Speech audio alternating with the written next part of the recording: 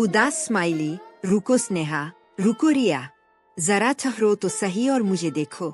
आज मैं इस खूबसूरत चमकदार रेशमी साड़ी में कैसी लग रही हूँ? सच बताओ, क्या मैं किसी फिल्म की हीरोइन से कम लग रही हूँ? बहुत सुंदर सोनम, सच में तुम इस रेशमी साड़ी में बहुत ही खूबसूरत लग रही हो, जैसे कोई राजकुमारी हो। काश हमारी किस्मत भी तुम्हारी तरह इतनी चमकदार होती। किस्मत खुद बनानी पड़ती है स्नेहा, सिर्फ सोचने से कुछ नहीं बदलता। वह अपनी साड़ी ठीक करते हुए कहती है, मैं जहाँ पहुँची हूँ अपनी मेहनत और हिम्मत से पहुँची हूँ। अगर तुम भी चाहो तो अपनी जिंदगी बदल सकती हो, वरना ऐसे ही इसी पुराने गांव और गरीबी में फंसी रह जाओगी। सोनम, तुम्हारी ये अमीरी तुम्हें मुबारक हो। हमें तो अपनी सादगी और सच्ची जिंदगी ही प्यारी है। वह स्नेहा का हाथ पकड़ते हुए आगे कहती है, चलो स्नेहा, यहाँ रुकने का कोई मतलब नहीं है। फिर दोनों धीरे धीरे वहाँ से चल देती हैं, अपने आत्मसम्मान को साथ लिए हुए। रिया, क्या हमारी जिंदगी कभी नहीं बदलेगी? क्या हम हमेशा ऐसे ही हालात में रहेंगे, बिना किसी उम्मीद के? स्नेहा, मेहनत से सब कुछ बदला जा सकता है, लेकिन दूसरों की चमक देखकर कभी अपना मन छोटा मत करना। हर किसी का अपना समय आता है, बस हमें धैर्य और मेहनत बनाए रखनी चाहिए। पर मुझे भी महल जैसे घर में राज करना है रिया। मैं भी चाहती हूँ कि मेरे पास सब कुछ हो, इज्जत, दौलत और एक अलग पहचान। तभी वहाँ दोनों की माँ आ जाती है और उन्हें देखते ही सख्त लेकिन प्यार भरे अंदाज में कहती है, तुम दोनों यहाँ क्या कर रही हो? घर में काम का पहाड़ लगा हुआ है और तुम लोग यहाँ बातें कर रही हो। और कितनी बार कहा है तुमसे कि इस घने जंगल में मत आया करो। यहाँ हमेशा चोरों का डर रहता है, कभी भी कोई अनहोनी हो सकती है। समझती क्यों नहीं हो मेरी बात? बस माँ, थोड़ी ताजी हवा लेने आ गए थे। अब चलो, हम अभी वापस चलते हैं, घर के काम भी तो पूरे करने हैं। स्नेहा, तू बहुत ज्यादा सपनों में खोई रहती है। जिंदगी हकीकत से चलती है, ख्यालों से नहीं। चल अब घर चल, बहुत देर हो रही है। फिर एक दिन दोनों पानी लेने के लिए नदी पर जाती है। रास्ते में वे आपस में बातें करती हुई धीरे धीरे आगे बढ़ती है। स्नेहा, आज नदी का पानी कितना शांत और सुंदर लग रहा है न? जैसे सब कुछ देर के लिए रुक गया हो और बस सुकून ही सुकून हो।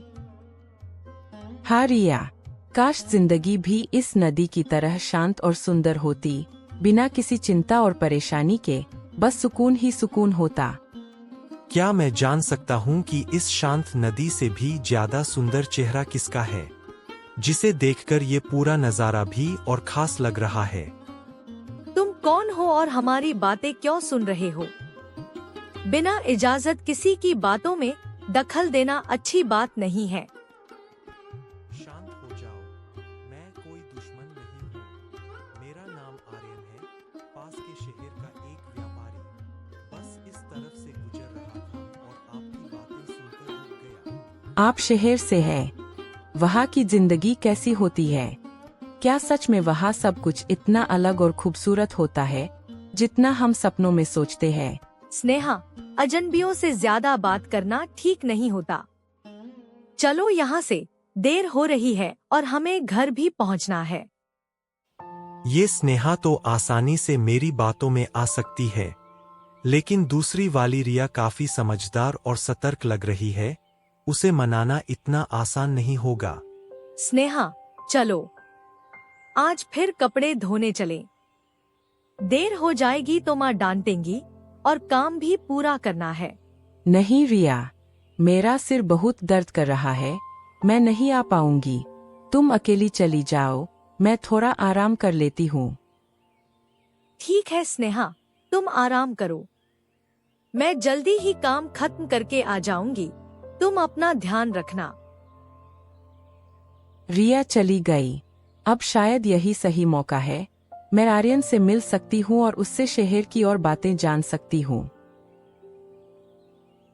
स्नेहा, ये लो, तुम्हारे लिए एक छोटा सा तोहफा। इसे समझो सिर्फ एक याद नहीं, बल्कि एक शुरुआत। एक सोने की अंगूठी, जो तुम्हारी सादगी और खूबसूरती की तरह ही खास है। ओए, यह तो बहुत कीमती है। क्या यह सच में मेरे लिए है? मुझे समझ नहीं आ रहा कि मैं इसे स्वीकार करूं या नहीं। ये अंगूठी तुम्हारे इन कोमल हाथों के लिए ही बनी है, स्नेहा। तुम बहुत खास हो। मैं चाहता हूं कि तुम हमेशा ऐसे ही आत्मविश्वास से आगे बढ़ो और अपनी अलग पहचान बनाओ। आर्यन, तुम बहुत अच्छे हो, लेकिन रिया तो तुम्हें चोर समझती है। उसे लगता है कि तुम पर भरोसा नहीं किया जा सकता, इसलिए वो हमेशा मुझसे तुम्हारे बारे में सावधान रहने को कहती है। स्नेहा, शायद रिया तुम्हें सही तरह समझ नहीं पा रही है। चलो, मैं तुम्हें अपना घर दिखाता हूँ, जहाँ मैं रहता हूँ और काम करता हूँ। तुम खुद देखोगी तो समझ जाओगी कि मैं कैसा इंसान हूँ। रिया झाड़ियों के पीछे छिपकर सब कुछ देख लेती है और मन ही मन सोचने लगती है कि आगे क्या करना चाहिए। उसके चेहरे पर उलझन और हल्की बेचैनी साफ झलक रही थी। स्नेहा, आर्यन के साथ और उसके हाथ में ये अंगूठी, तो इसका मतलब उसने मुझसे झूठ बोला था। मैं उसे कितना समझाती रही और वो मेरी बात ही नहीं मान रही थी। स्नेहा, ये क्या कर रही हो तुम? ये सब पागलपन है। हम इस आदमी को ठीक से जानते तक नहीं, फिर भी तुम उस पर इतना भरोसा कैसे कर सकती हो? रिया, तुम हमेशा मेरा बुरा ही सोचती हो। तुम्हें बस यही लगता है कि मैं आगे न बढ़ूं। तुम नहीं चाहती कि मैं कुछ बनूं या अमीर बनूं। स्नेहा, मैं तुम्हारी भलाई और सुरक्षा चाहती हूँ, इसलिए कह रही हूँ, यह आदमी मुझे ठीक नहीं लग रहा। हमें बिना जाने किसी पर भरोसा नहीं करना चाहिए। बस, अब बहुत हो गया। आज से हमारी दोस्ती खत्म। तुम अपने रास्ते जाओ, मैं अपने रास्ते। मुझे अब तुम्हारी किसी बात पर भरोसा नहीं है। स्नेहा, रुक जाओ। मेरी बात तो सुनो एक बार। मैं तुम्हें रोकने के लिए नहीं, तुम्हें समझाने की कोशिश कर रही हूँ, क्योंकि मुझे तुम्हारी चिंता है। माँ, पिताजी, मैंने अपना जीवन साथी चुन लिया है। मुझे लगता है यही मेरे लिए सही इंसान है और मैं इसी के साथ अपना भविष्य बनाना चाहती हूँ। कौन है वह? और तुमने बिना हमें बताए ऐसा फैसला कैसे कर लिया? क्या वह हमारे परिवार के लायक भी है या तुम बस जल्दबाजी में कोई कदम उठा रही हो? वह बहुत अमीर है। शहर में उसका बड़ा कारोबार है और वो बहुत नामी इंसान है। मुझे लगता है उसके साथ मेरी जिंदगी सुरक्षित और बेहतर होगी। बेटी, पहले उसे घर बुलाओ, हम उसे अच्छे से देखेंगे परखेंगे। कोई भी फैसला बिना जाने समझे नहीं किया जाता। हमें पहले उसकी सच्चाई जाननी होगी। वह आप लोगों से नहीं मिल सकता। उसे अपने व्यापार में बहुत बड़ा घाटा हुआ है और अभी उसे तुरंत पैसों की जरूरत है। बिना देखे, बिना जाने हम अपनी बेटी का हाथ किसी को नहीं देंगे। चाहे जितनी भी जल्दी क्यों न हो, हमें पहले सच जानना ही होगा। तो ठीक है, अगर आप लोग मेरी बात नहीं समझ सकते तो मैं भी अब अपना फैसला खुद करूंगी। मेरी जिंदगी है और इसका रास्ता मैं खुद चुनूंगी। पिताजी की अलमारी में ये सारे पैसे और गहने रखे हैं। आर्यन को इनकी जरूरत है। वह मन ही मन सोचती है। उसकी आंखों में चिंता और उलझन साफ दिखाई दे रही थी। माफ करना माँ बाप, मैं जानती हूँ यह गलत है, लेकिन मुझे लगता है कि यही एक मौका है अपनी जिंदगी बदलने का। मैं अभी यह कदम उठा रही हूँ। एक दिन सब ठीक कर दूंगी और सब कुछ वापस लौटा दूंगी। उदास स्माइली आर्यन, देखो, मैं सब कुछ ले आई। अब हम शादी करेंगे ना? स्नेहा, यह बैग मुझे दे दो। मेरी माँ इसे तिजोरी में रख देगी। आओ बहू, तुमने आज हमारी इज्जत बचा ली। जाओ, अंदर जाकर दुल्हन की तरह तैयार हो जाओ। स्नेहा, रुक जाओ। तुम क्या कर रही हो? तुम्हारे माँ बाप का रो रो कर बुरा हाल हो गया है। वो तुम्हें घर में नहीं, बल्कि तुम्हारी सलामती चाहते हैं। एक बार पीछे मुड़कर तो देखो। तुम फिर आ गई, रिया। मैंने कहा था ना, हमारी बात खत्म हो चुकी है। देखो, मैं कितनी बड़ी और अमीर जिंदगी की तरफ बढ़ रही हूँ और मुझे अब किसी की रोक टोक नहीं चाहिए। स्नेहा, ये सच में तुम्हें इस्तेमाल कर रहा है। इस आदमी ने तुम्हें लूटा है। एक बार इसकी आंखों में देखो, तुम्हें खुद समझ आ जाएगा कि इसमें सच्चाई नहीं। सिपाही, इस लड़की को अभी के अभी बाहर निकालो। और रिया, अब तुम मेरी दोस्त नहीं, मेरी दुश्मन बन चुकी हो। काश तुम समझ पाती स्नेहा, काश तुम सच देख पाती कि मैं तुम्हारी दुश्मन नहीं, बल्कि तुम्हें बचाने की कोशिश कर रही हूँ। लेकिन अब शायद बहुत देर हो चुकी है।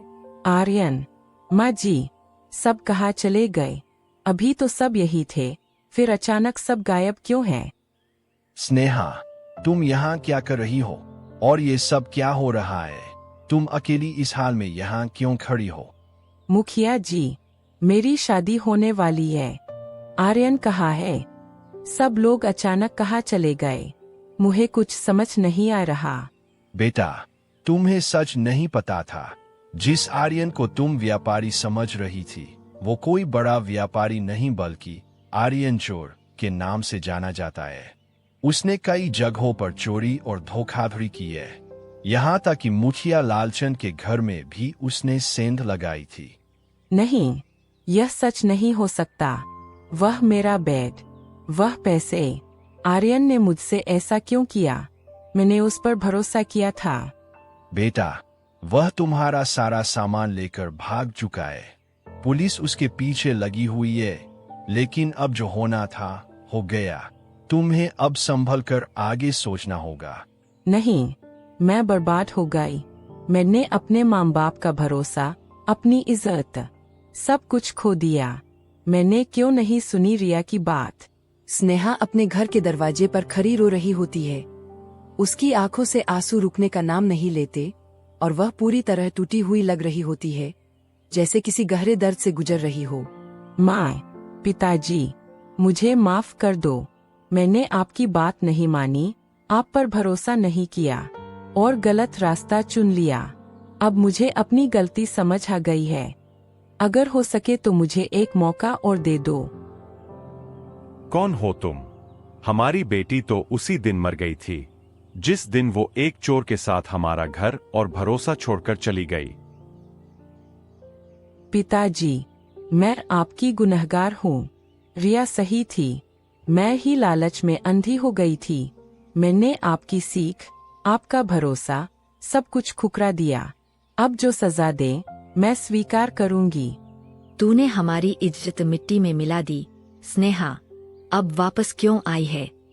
क्या लेने आई है, या फिर कोई नया दुख देने? चाचा जी, गलती इंसान से ही होती है।